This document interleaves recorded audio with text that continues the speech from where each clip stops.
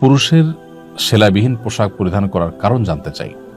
এহরামরত অবস্থায় পুরুষরা কেন সেলাইবিহীন পোশাক পরতে হবে?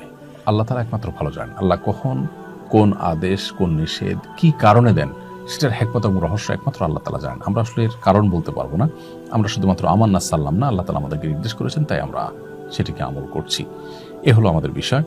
এর বাইরে সেলাইবিহীন পোশাক পরার পেছনে হেকমা বা রহস্য হিসেবে ওলামায়ে অনেক রহস্যের কথা বলেন যে এহরামরত অবস্থায় এটা কেন পড়তে হবে।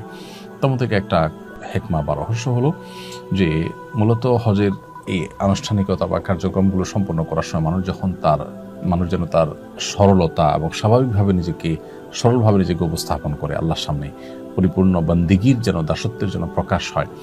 তো এই সরলতা এবং আল্লাহ তাআলার কাছে নিজেকে দীনহীন অবস্থায় পেশ করার জন্য মূলত সেলাইবিহীন পোশাক পরার কথা বলা হয়েছে। এখন প্রশ্ন হলো, মেয়েদের জন্য এটা প্রযোজ্য নয় কেন?